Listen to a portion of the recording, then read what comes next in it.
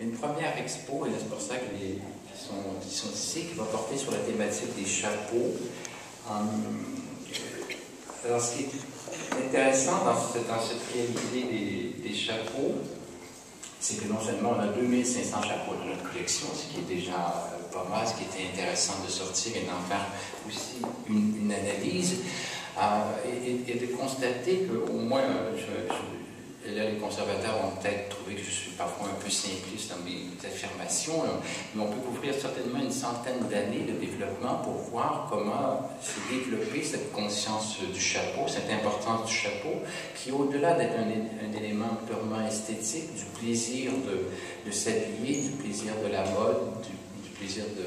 de se couvrir, qui a aussi des fonctions, que des fonctions protocolaires. Il y a des chapeaux de prestige, il y a des chapeaux qui marquent la différence sociale.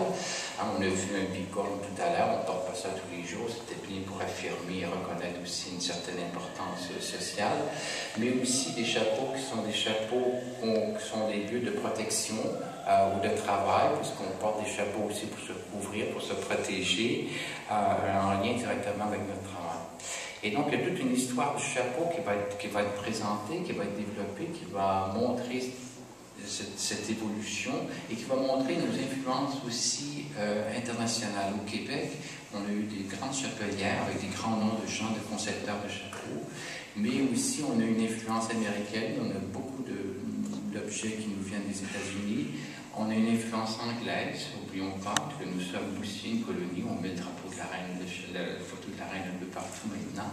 Donc on a aussi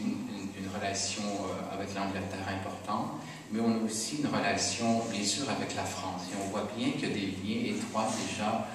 interculturels fort importants. Mais nous, on a voulu aller un peu plus loin dans cette préoccupation, à la fois pour développer nos collections, actualiser notre propos, et on s'est bien rendu compte qu'effectivement, le chapeau est de moins en moins porté, on porte plus de casquettes maintenant que de chapeaux, mais qu'il y a tout de même des gens qui continuent à explorer d'une façon effectivement de création excessivement forte, et qu'il y a de véritables créateurs, de véritables artistes qui continuent la tradition et à revisiter cette pratique. D'ailleurs, souvent, ces personnes,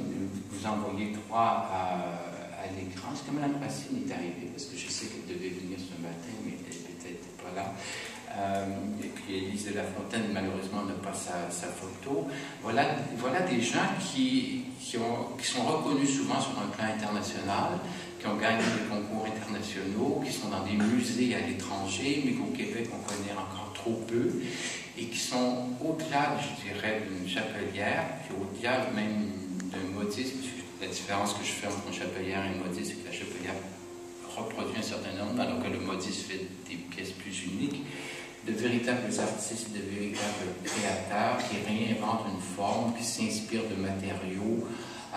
et qui nous invitent à des voyages extraordinaires. On voit ici une partie de leurs œuvres. Donc, je tiens à saluer le travail de Manon Lortie, Lucie Grégoire, Mireille Racine, mais aussi de Mme Lafontaine, qui sont de véritables artistes qui vont maintenant intégrer les collections du Musée de la Civilisation que vous allez pouvoir découvrir en octobre dans l'exposition Chapeau.